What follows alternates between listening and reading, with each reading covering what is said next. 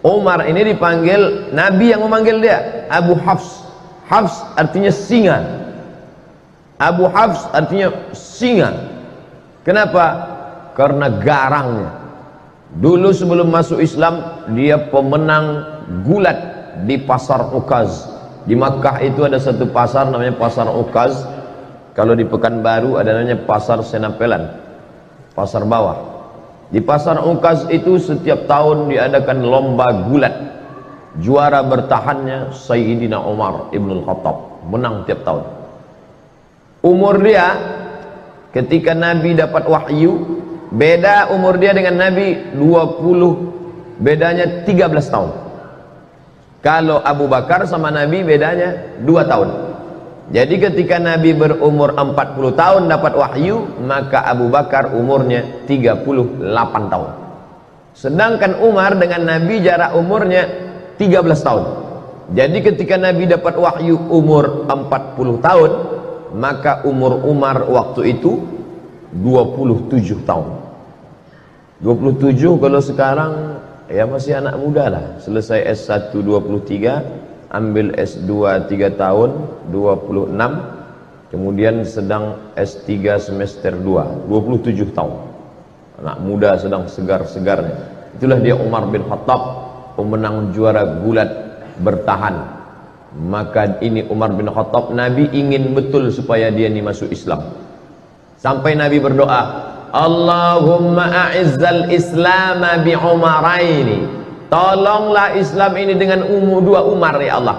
Ada 2 Umar di Makkah yang waktu itu hebat betul. Ya Allah, tolonglah Islam ini, kalau masuk Islam 2 Umar ini insya Allah kuat Islam ini. 1 Umar bin Khattab, 1 Umar bin Hisham. Kalau saya sebut Umar bin Hisham banyak orang tak tahu. Tahu Umar bin Hisham? Tidak. Kalau saya sebut nama kerennya tahu. Umar bin Hisham, Abu Jahal.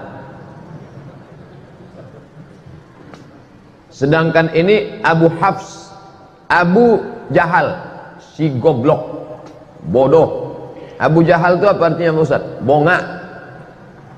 Sedangkan ini Abu Hafs, singa, perkasa. Nabi minta pada Allah, ya Allah, kalau bisa 2 orang Umar ini masuk Islam, mantap Islam ini. Dan Umar bin Khattab masuk Islam. Abu Jahal mati dalam keadaan kafir. Tapi masuk Islamnya tak cepat, lama. Tahun 1 tak masuk Islam. Tahun beda dengan Abu Bakar. Abu Bakar tahun 1 langsung masuk Islam. Tahun 2, tahun ke-6 baru dia masuk Islam. Dia memusuhi Islam.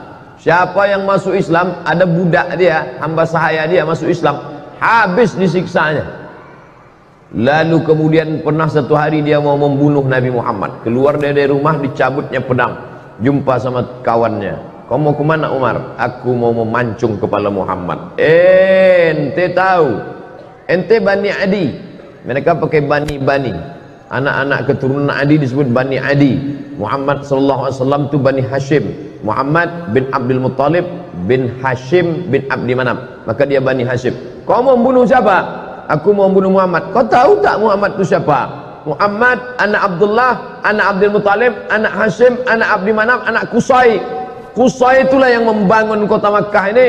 Kalau sampai anak cucu kemanakan mereka ini mati, ente habis nanti. Akhirnya tak jadi dia bunuh Nabi Muhammad sallallahu alaihi wasallam. Suatu hari dia bertamulah ke rumah adiknya. Nama adiknya Fatimah bintil Khattab. Nama dia Umar bin Khattab. Fatimah bintil Khattab ini punya suami namanya Said. Dia dah dapat kabar si Said sama adiknya ini masuk Islam sudah. Tapi berita itu masih isu lagi, masih infotainment, masih was-was. Maka datanglah dia bertamu. Kebetulan si Said sama Fatimah sedang baca Quran, tapi suara mereka pelan-pelan. Nama penjaganya namanya Khabbab. Khabbab, ya, adikku tadi baca apa? Tak ada, kata Khabbab. Tapi aku dengar sesuatu. Masuk dia ke dalam, ditinjunya adiknya itu. Pertama adik iparnya dia tinju. Tentu menang, dia pemenang gulat tiap tahun.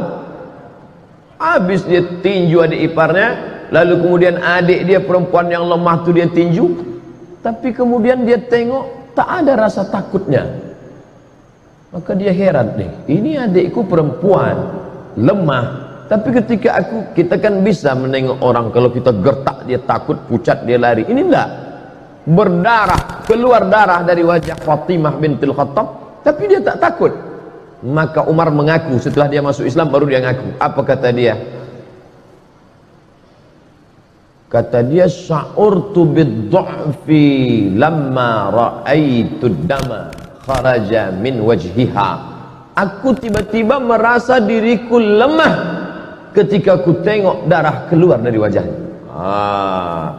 Jadi saudara-saudara kita yang nampaknya lesu, lemah, tapi dikuatkan oleh Allah, dikuatkan malaikat, maka orang-orang yang merasa diri hebat itu merasa lemah dalam dirinya. Ini terjadi pada Sayyidina Umar bin Khattab.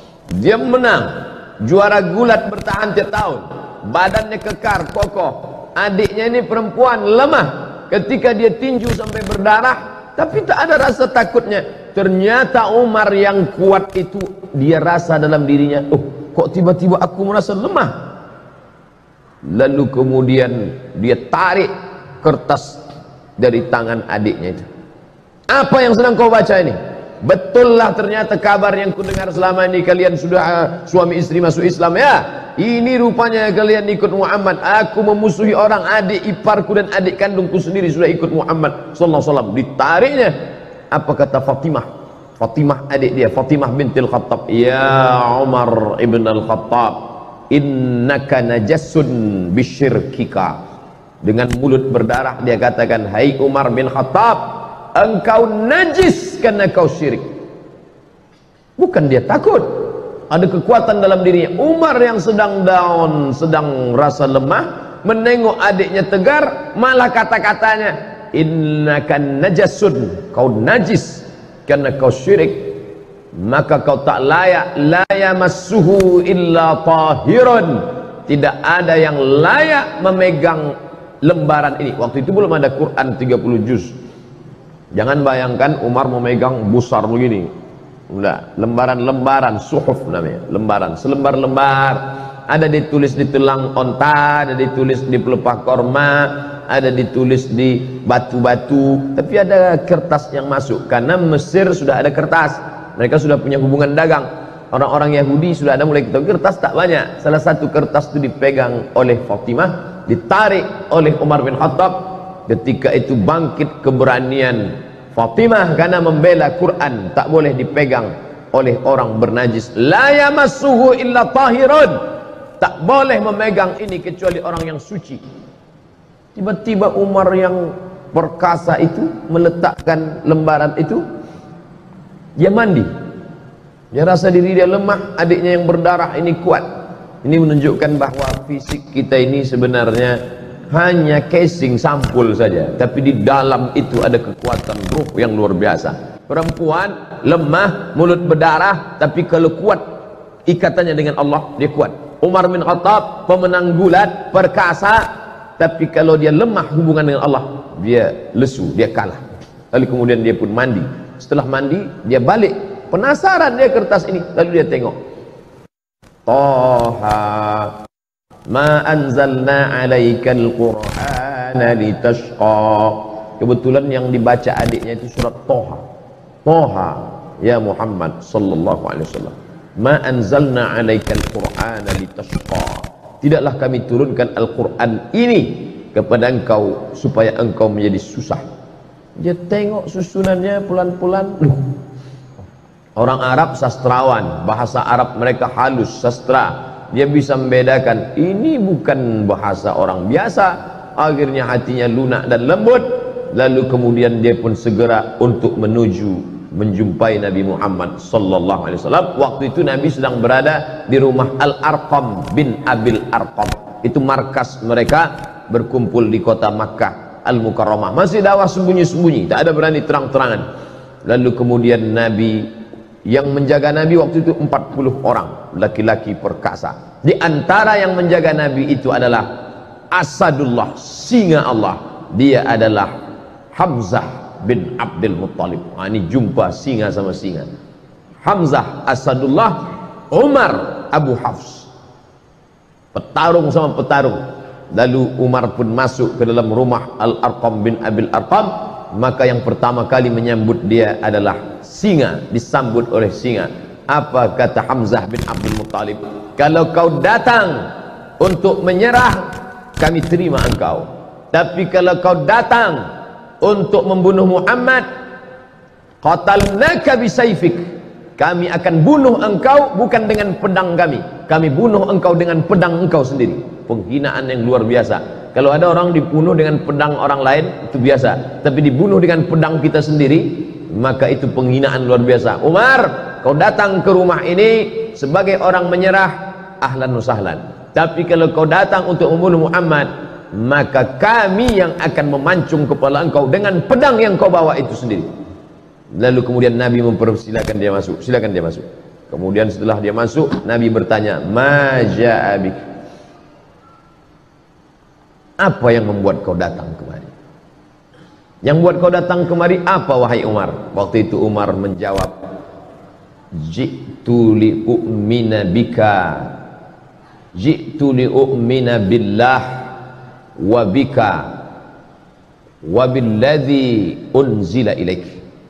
Aku datang untuk percaya kepada Allah, percaya kepada engkau bahwa engkau Rasulullah, dan percaya kepada apa yang diturunkan kepada engkau, yang tadi baru saja kubaca di tangan adikku bernama Fatimah binti Al-Khattab. Dia Umar bin Al-Khattab. Lalu kemudian dia pun bersyahadat di hadapan Nabi SAW. Lalu sahabat semuanya gembira senang karena terkabullah doa Nabi. Salah satu Umar masuk Islam, Umar bin Khattab.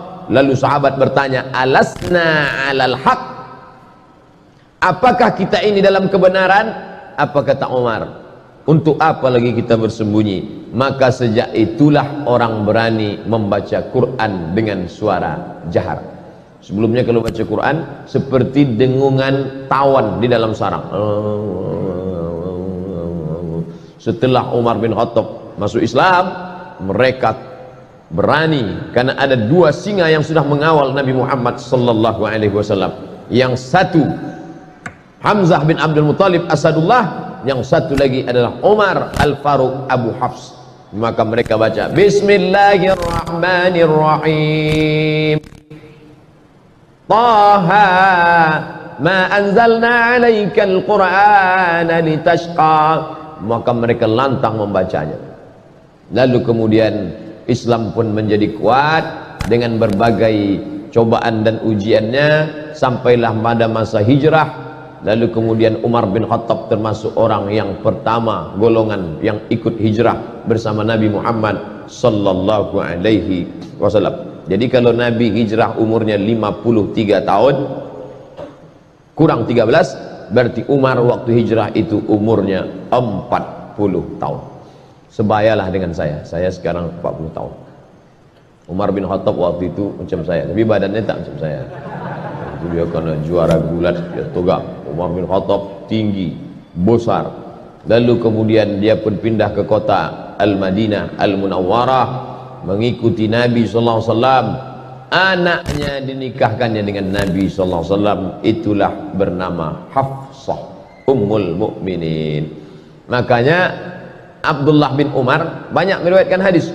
7 di antara sahabat Nabi yang banyak meriwayatkan hadis adalah Abdullah bin Umar. Kenapa Abdullah bin Umar bisa banyak hadisnya? Karena dia punya kakak menikah dengan Nabi, maka dia bebas main jalan di rumah Nabi, yaitu Hafsah. Maka Nabi itu abang ipar dia. Lalu kemudian setelah Nabi meninggal, naiklah penggantinya, yaitu Abu Bakrin Siddiq. Bermusyawarah mereka di satu tempat namanya Saqifah Bani Sa'idah. Nanti Bapak Ibu pergi umrah, ini Masjid Nabawi mengarah ke kiblat, tengok di sebelah kanan masjid. Setelah keluar dari pintu Babus Salam, terus saja setelah Museum Al-Quran, Museum Asmaul Husna, di sana itu ada taman, hotel keliling, tapi yang di situ tetap taman, memang tak boleh dibangun. Itulah dia Saqifah Bani Sa'idah. Di situ mereka bermusyawarah, siapa yang akan mengganti kepemimpinan Madinah setelah Nabi Muhammad sallallahu alaihi wasallam meninggal. Naik Abu Bakar Siddiq 2 tahun, meninggal Abu Bakar, dilantiklah Sayyidina Umar. Khalifah artinya pengganti.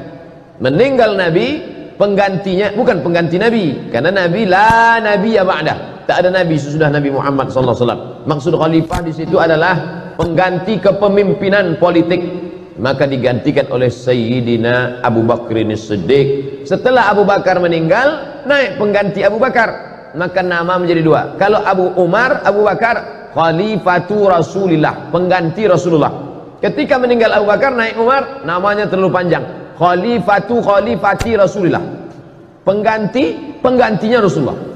Maka ini namanya tidak menarik. Masa namanya siapa itu? Khalifahnya Rasulullah. Nanti kalau 3, khalifah Rasulullah. Maka muncullah nama baru, dia dipanggil dengan Amirul Mukminin. Dialah pemimpin pertama yang dipanggil dengan Amirul Mukminin, Umar ibn Khattab. Kalau khalifah, Abu Bakr As-Siddiq. Amirul Mukminin, Umar bin Khattab. Di masa pemerintahan Umar bin Khattab muncul ijtihad baru. Pertama, dibentuknya syurtah, polisi. Pada masa Abu Bakar tak ada. Pada masa Umar, situlah ada kepolisian kota Madinah Al-Munawwarah. Pada masa Umar bin Khattab, tentara dikasih gaji bulanan, rawatib namanya.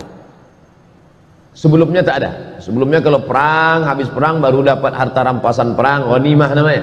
Tapi pada masa pemerintahan Umar, digaji pokok. Perang tak perang, pokoknya dapat. Itu pada masa Umar bin Khattab. Pada masa Umar bin Khattab dibangunlah rumah wakaf. Sebelum itu tak ada. Sebelum itu Baitul Mal saja, tapi ini khusus dibuatkan rumah wakaf. Pada masa Umar bin Khattab pula dibangun diwan. Diwan itu kantor. Sebelumnya tak ada kantor. Zaman Nabi tak ada kantor, zaman Abu Bakar tak ada kantor. Setelah itu pada masa Umar bin Khattab ada kantor administrasi negara, tertib administrasi, ada berkas-berkas, ada pegawainya, ada karyawannya, ada gaji tetapnya. Dan pada masa pemerintahan Umar bin Khattab, Islam tersebar. Makkah di tengah, di bawahnya Yaman, di atasnya negeri Syam, Suriah, Lebanon, Palestina, Yordania, di kirinya Laut Merah. Menyeberang Laut Merah, Mesir. Mesir dibuka pada masa pemerintahan Umar bin Khattab.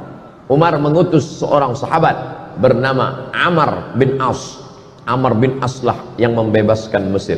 Jangan katakan eksploitasi, jangan katakan ekstradisi, jangan katakan ekspansi.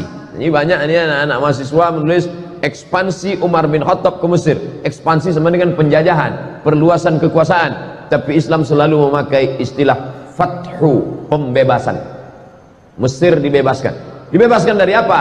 Dibebaskan dari menyembah berhala, dibebaskan dari menyembah matahari, dibebaskan dari menyembah sungai Nil, kepada menyembah Allah Subhanahu wa taala. Mesir agama nenek moyang mereka menyembah dewa matahari, Ra namanya.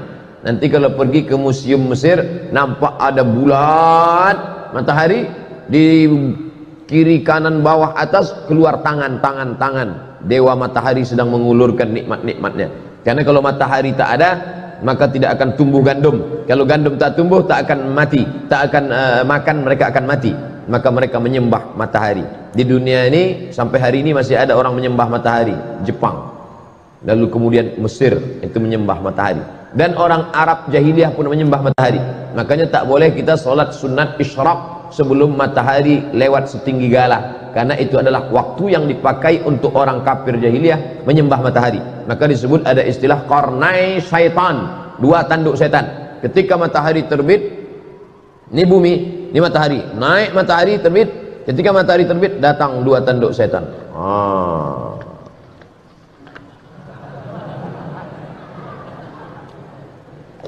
Alhamdulillah kita tak ada menyembah matahari lagi. Buya Hamka dulu pernah dipaksa untuk menyembah matahari. Ai, kata penjajah Jepang, tak mau Buya Hamka. Ini tentang menyembah matahari. Lalu kemudian masuklah Kristen ke Mesir, dan orang Mesir pun beragama Kristen Ortodok Koptik. tidak Katolik. Sedangkan Romawi Katolik, Mesir Koptik, beda mazhab. Maka Katolik menjajah Koptik. Begitu ceritanya. Orang Koptik Mesir ini merasa terjajah oleh Romawi yang Katolik. Datanglah Islam membebaskan mereka dari penjajahan. Bukunya ditulis oleh Syekh Muhammad Al-Ghazali, gurunya Syekh Yusuf Al-Qaradawi. Makanya Mesir itu masuk Islam tidak dengan perang. Kenapa? Karena mereka merasa dibebaskan oleh orang Islam. Ketika datang Inggris setelah zaman kemerdekaan, datang Inggris bertahan di Mesir. Kata mereka, kami Inggris di Mesir bukan mau menjajah Mesir, tapi karena ingin menjaga saudara-saudara kami yang Kristen Koptik ini. Naiklah paus Mesir. Mesir punya paus sendiri. Dia tak mau ikut paus Benedictus Franciscus yang menggantikan Benedictus, menggantikan paus Paulus. Begitu sanadnya ke atas. Yang sekarang ini Franciscus menggantikan Benedictus, menggantikan Paulus, sampailah ke atas. Kami di sini bukan menjajah Mesir, kata orang Inggris. Kami di sini bukan menjajah Mesir. Kami mau menjaga keamanan saudara-saudara kami supaya jangan sampai dibunuh oleh orang Islam yang teroris-teroris ini, katanya. Maka naik paus Koptik ke atas mimbar Al-Azhar. Naik dia ke atas, apa kata dia? Kalau keberadaan Inggris di sini untuk menjaga kami yang Kristen Koptik, biarlah kami mati di tangan saudara kami yang Islam ini, karena kami dulu pun dibebaskan oleh mereka. Pidato itu dicatat dengan tinta emas. Makanya Islam kalau dia kuat, dia besar, dia justru menjadi rahmat bagi semesta alam. Bayangkan berkelahi antara Koptik dengan Ortodok, Ortodok Koptik berkelahi dengan Katolik, justru yang menolongnya adalah umat Islam. Bukti bahwa Islam tidak menghabisi minoritas. Sampai hari ini gereja-gereja tetap tegak di Mesir. Gereja paling tua gereja Saint Catherine yang ada di bawah bukit Jabal Musa. Nabi Musa menerima wahyu naik ke atas, di bawah itu ada satu gereja, gereja Saint Catherine, Saint perempuan suci, Catherine. Dia ditekan oleh penjajahan, lari dia buatnya situ gereja, masih ada sampai sekarang. Saya waktu naik ke atas bukit Tursina, kami tengok, loh kok ada gereja di bawah? Ini gereja Saint Catherine. Seandainya Umar bin Khattab waktu itu mau, bisa diratakannya semua. Itu yang kafir-kafir itu matikan mereka semua. Dah, mana? Islam pernah berkuasa di India, beratus tahun Islam berkuasa di India. Orang Hindu masih tetap ada. Kalaulah Islam itu ekstrim, tak ada lagi Sanjay Dutt, Shahrukh Khan, Amitabh Bachchan, udah habis itu semua udah. Islam berkuasa di Indonesia, bumi Melayu, kerajaan Siak Serindrapura, Candi Muara Takus. Bukti. Jadi bagi orang-orang yang masih juga mengatakan kami takut kalau Islam dibangkit, nanti Islam akan membunuh kami. Islam, ente kemana aja selama ini? Tak ente tengok bagaimana Mesir tetap tegak berdiri. Maka mereka berbondong-bondong masuk Islam karena Islam datang membawa rahmatan lil alamin. Lalu kemudian Palestina yang waktu itu dipegang kuncinya oleh Kristen Ortodok dan Islam menguasai Palestina dengan damai. Dia tak mau menyerahkan kunci ini kepada tentara-tentara. Apa kata pimpinan agama Kristen Palestina? Kunci ini hanya mau aku serahkan kepada Umar bin Khattab. Dia penasaran, mana Umar tuh, aku mau menengok Umar. Kalau mau kunci ini, datang kemari. Umat Islam kalau mau merampas kunci itu bisa aja, tariknya udah. Tapi Umar bin Khattab bijaksana, biar aku yang datang, kata Umar. Datanglah Umar. Dibayangkan si pendeta ini akan datang pasukan berkuda dengan baju besi, dengan tombak. Tunggunya lah, berkedip-kedip mata dia menengok, manalah Umar bin Khattab. Dari kejauhan ditengoknya onta satu ekor, ada dua orang. Yang mana Umar bin Khattab, kata dia. Dua orang ini ganti-gantian, kadang budaknya di atas, kadang Umar di bawah, kadang Umar di bawah, kadang budak di atas. Pas ketika mau dekat pintu Baitul Maqdis, giliran Umar di bawah, budaknya di atas. Tengoknya pakaian Umar biasa aja. Disangkanya Umar pakai baju kebesaran, pakai jubah sutra, pakai cincin emas, pakai naik kereta kencana, feodal.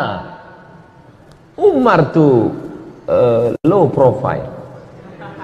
Tengoknya Umar. Yang mana Umar bin Khattab? Ini dia. Ini Umar bin Khattab yang menguasai dari Yaman sampai ke Palestina, sampai ke Mesir itu. Ya, inilah dia. Kata mereka terkejut. Lalu kemudian Umar dipersilakan solat di gereja tempat lahirnya Isa alaihissalam. Silakan Umar solat. Umar tak mau. Solat dia di depan gereja. Ini gereja, solat dia di depan gereja. Selesai dia solat, orang bertanya, kenapa kau tak mau solat di dalam gereja itu Umar? Nanti kalian tengok. Sekarang barulah orang terkagum sama Umar. Kenapa? Bekas sujud Umar solat itu, itulah didirikan masjid sekarang, namanya Masjid Umar bin Khattab, berhadap-hadapan dengan katedral kelahiran Isa alaihissalam. Bayangkan kalau Umar bin Khattab solat di gereja itu, apa yang terjadi? Rata gereja itu jadi masjid. Tengok Umar bin Khattab bijaksana. Begitulah dia. Tapi ada satu api dalam sekam, sakit hati dia. Siapa dia? Ketika Umar bin Khattab membebaskan Persia, Makkah di tengah, Yaman di bawah, Syam di atas, Mesir di kiri. Di kanan ini ada Persia. Persia lebih kuat daripada Roma. Makanya dalam Quran ada suatu surat namanya surat Ar-Rum. Ghulibatir Rom, bangsa Romawi pernah kalah. Siapa yang mengalahkan Romawi? Persia. Persia paling hebat. Dan Persia dikalahkan oleh Umar bin Khattab. Jika Romawi dikalahkan Persia dan Persia dikalahkan Umar, maka Umar menguasai dunia. Tapi ternyata ada satu orang dendam, kesumat, sakit hati, ditikamnya lah Sayyidina Umar pada tanggal 24 Zulhijjah, hari Rabu, saat rakaat pertama sholat. Ditikamnya pada tanggal 24, 25, 26, 27. Setelah itu tanggal 30 meninggallah Sayyidina Umar ibnul Khattab pada tahun 23 Hijrah. Umurnya pas 63 tahun. Nabi Muhammad meninggal 63, Abu Bakar meninggal 63, Umar bin Khattab meninggal 63. Saya sudah hitung-hitung, insya Allah meninggal tahun 2040. Waktu itu umur saya 63. Sok mantap katanya. Kalau berlebih bonus. Kalau mati besok, alhamdulillah. Orang Islam tak pernah berduka cita. Allahumma ja'alil hayata ziyadatan lana fi kulli khair. Kalau aku hidup besok pagi, pahala aku bertambah. Masuk ke UIN, mengajar, pahala bertambah. Kalau mati aku malam ini, alhamdulillah, besok dosa tak ada. Tak lagi mata ni menengok celana pendek. Nah, oleh sebab itu maka Umar bin Khattab pun ditikam, meninggal dunialah dia pada tahun 23 Hijrah. Lalu kemudian dia dimandikan oleh anak kandungnya Abdullah bin Umar bin Khattab. Maka kita ni kalau memandikan kita itu nanti anak kandung kita yang laki-laki. Saya alhamdulillah ada anak laki-laki saya, dialah nanti yang akan memandikan saya, insyaallah. Maka Bapak Ibu sekalian, buatlah di Masjid Raya ini pelatihan memandikan jenazah. Yang ikut pelatihan itu anak-anak muda. Ini banyak dibuat pelatihan yang ikut orang tua-tua. Bapak kenapa ikut? Yang mau dimandikan ini bapak. Tak usah ikut. Anak-anak muda itu dilatih, biar nanti waktu awak mati dia mandikan kita. Kalau dia mandikan kita, takkan dia ambilnya gayung tinggi-tinggi. Di situ jenazah ayah sudah mau. Tentu pelan-pelan dia, kan ini ayahku dulu. Tapi kalau orang lain memandikan kita, apalagi kita waktu dulu hidup sombong minta ampun, dia ambilnya semprot dorsmir. Mana Mama Lemon gitu, disiram kayak ke hidung. Makanya latihlah anak awak mandi jenazah. Ibu memandikan anak itu satu hari berapa kali? Mandi pagi, mandi siang, mandi malam, mandi, makan coklat, mandi, tumpah lontong, mandi, makan, mandi. Nah, habis itu ibu mandikan dia satu hari 5 kali. Setahun kali 5, 3 kali 5, 1500 kali ibu mandikan dia. Dan ibu minta mandikan dia sekali saja. Nah, aku mau kau mandikan aku sekali aja. Mandi apa? Mandi jenazah. Umar bin Khattab bertuah. Yang memandikan dia siapa? Abdullah bin Umar bin Khattab. Yang jadi imam solat jenazahnya Suhaib. Ada orang Romawi, bukan orang Arab.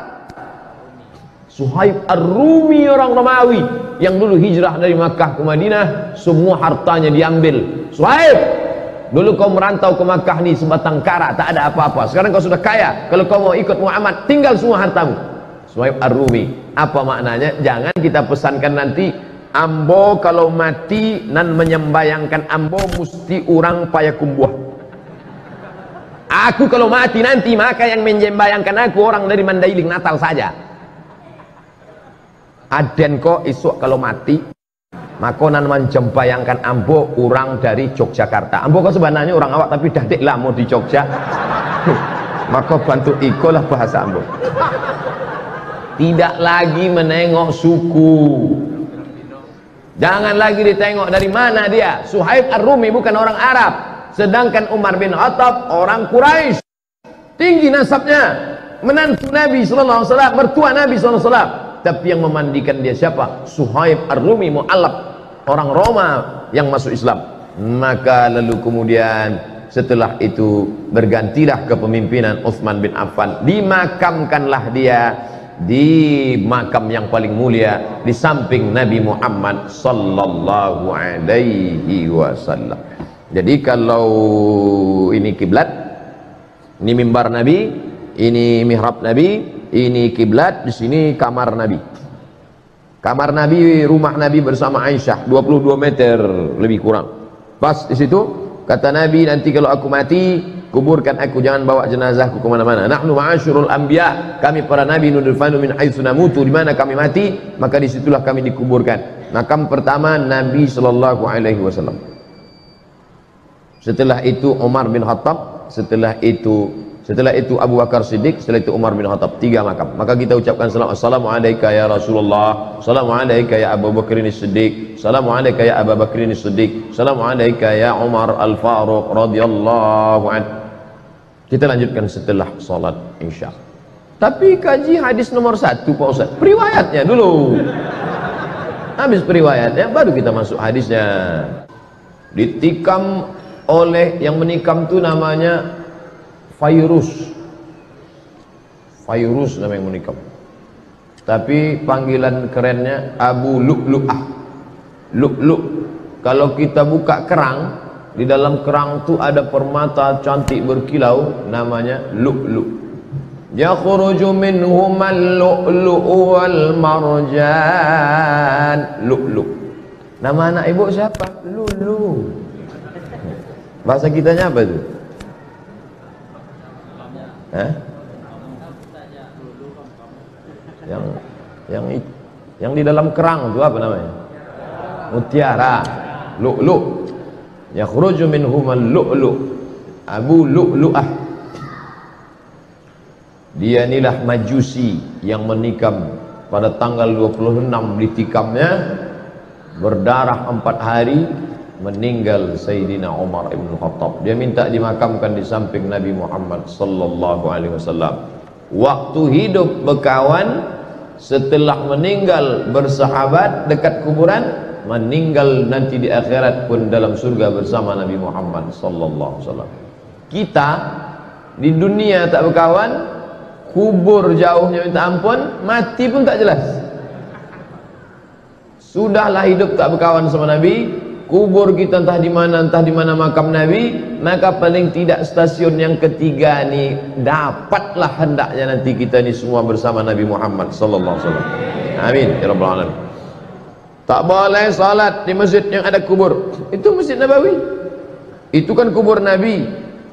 Umar tu Nabi rupanya? Kan tidak. Yang tak boleh itu bacalah kitab. Nah, paling ujung-ujungnya 37 masalah populer. Enggak. Sah buku itu. Al-Bayan lima yushghilul adhan, ditulis oleh Mufti Mesir Syekh Ali Jum'ah. Bedakan antara tiga: salat di masjid yang ada kubur, merubah kubur jadi masjid, atau salat ke kubur. Itu beda, jangan dicampur aduk. Saya bagi tiga: salat di masjid yang ada kubur, salat menghadap kubur, atau merubah kubur jadi masjid. Yang haram itu yang mana? La'anallahu yahud an-nasara, Allah melaknat Yahudi dan Nasrani, ittakhadhu qubur anbiya'ihim masajid, merubah kubur jadi masjid. Itu yang tak boleh. Makam Santo Thomas dirubah mereka menjadi tempat ibadah. Itu maksud hadis Nabi. Ini di bawah masjid ini ada kubur. Mana ada? Meninggal Abdul Somad, dikuburlah, ini makam Abdul Somad. Setelah itu tak lama datang traktor meratakan. Habis itu di masjid dibangun masjid di atas. Silakan sholat di masjid. Masjid apa namanya? Masjid As-Somadiyah. Haram sholat masjid. Nah sekarang diisukan kemana-mana, tak boleh sholat masjid al-kubur, tak boleh sholat masjid al-kubur. Maka masjid-masjid semua di bumi ini ada kubur. Dari mulai Aceh sana, Masjid Baitur Rahman, kubur. Turun ke bawah, Masjid Al-Masun, Medan, Masjid Raya, di samping Istana Maimun, kubur Sultan. Turun ke bawah, Masjid Sahabuddin, Istana Siak, kubur. Yang tak boleh itu kubur itu diperatakan, dibangun masjid di atasnya. Ini ditulis Syekh Ali Jum'ah, guru besar Al-Azhar, Mufti Mesir. Ini tentang masalah ini. Lalu kemudian sampai 4 hari kena tikam, meninggal. Padahal Umar bin Khattab itu tak ada orang lebih sakti daripada Umar bin Khattab. Tembus juga. Jadi kalau ada orang mengatakan, kononlah putih, Umar bin Khattab. Apa kata Nabi? Lau kana nabiyan ba'di lakana Umar. Seandainya ada nabi sesudah aku, pasti Umar ini jadi nabi. Bagaimana iman Umar? Masalaka Umar fajjan qattu illa salaka syaitanu fajjan ghaira fajjika. Seandainya Umar lewat di suatu jalan, maka setan akan mutar di jalan yang lain. Kalau Umar bin Khattab lewat di jalan Ahmad Yani, maka setan mutar ke jalan Sudirman. Takut dia seperjalan. Kita bersanding-sanding sama setan. Kan jauh dari setan. Tidur sama setan, makan sama setan, WC sama setan. Umar bin Khattab luar biasa, tapi dia meninggal. Apa yang diinginkan Allah? Allah ingin dia mati syahid. Yang menikamnya itu Fairuz Abu Lu'lu'ah. Inilah majusi yang jahat. Ada pula orang membangun makamnya. Makam Fairuz Abu Lu'lu'ah dibangun megah, pakai lampu-lampu, pakai taman-taman. Siapa yang membangunnya? Syiah. Kata mereka ini pahlawan karena sudah berhasil membunuh orang paling jahat di dunia, yaitu Umar bin Khattab, karena merampas kekuasaan Sayyidina Ali bin Abi Thalib. La haula wa la quwata illa billahil aliyil azim. Tidak ada konflik antara Umar dengan Ali. Tahu tidak? Umar punya istri namanya Ummu Kulthum. Ummu Kulthum. Ummu Kulthum itu anak siapa? Anak Sayyidina Ali. Ali menikahkan anaknya kepada Umar. Jadi kalau ada orang mengatakan Umar dengan Ali itu bermusuh bebuyutan, Pak Ustaz, la ilaha illallah. Bacalah balik. Tidak ada permusuhan antara Ahlul Bait dengan Umar ibn Khattab. Cintanya Ali kepada Umar, dinikahkannya anak gadisnya namanya Ummu Kulthum dengan Umar ibn Khattab. Umar nama, kalau memang benci kita sama orang, takkan kita pakai namanya. Tapi Ali punya anak, dibuatnya 2 kali Umar. Umar Wahid, Umar Sani. Umar Cie, Umar Duo. Sakingkan cintanya dia kepada Sayyidina Umar bin Khattab. Dan ketika Umar menjadi khalifah, maka Sayyidina Ali diangkatnya menjadi Watim Pres. Mana pula ada Watim Pres waktu itu? Agak-agaknya macam itulah. Dewan Pertimbangan Khalifah Watimfah Sayyidina Ali bin Abi Thalib. Jadi mereka berkawan, bersahabat baik. Maka kata Sayyid Muhammad Alawi, Al-Hasani, Al-Maliki, ulama hadis dari Makkah. Kalau kau tengok ada orang berilmu tapi mencaci maki sahabat Nabi, itu adalah khatul ahmar, garis merah. Jangan kau ambil ilmu dari dia. Kalau ada nanti ustaz mencaci maki Abu Bakar, mengejek-ejek Umar, bahkan apa pesan Imam Syafi'i, kalau kau solat tiba-tiba imammu itu Syiah, jangan kau belakang dia, pergi sana cari, tak usah kau solat sama dia. La tusalli khalfa rafidhi, jangan kau solat di belakang Syiah Rafidah. Al-Buaiti bertanya, sifhum lana, bagaimana kami tahu dia Syiah? Jubahnya sama, sorbannya sama, bagaimana kami tahu dia Syiah? Man qala inna Aba Bakrin wa Umar laysa bi imamaini fahuwa rafidhi. Siapa yang mencaci maki Abu Bakar dan Umar, maka itu salah satu Syiah Rafidah.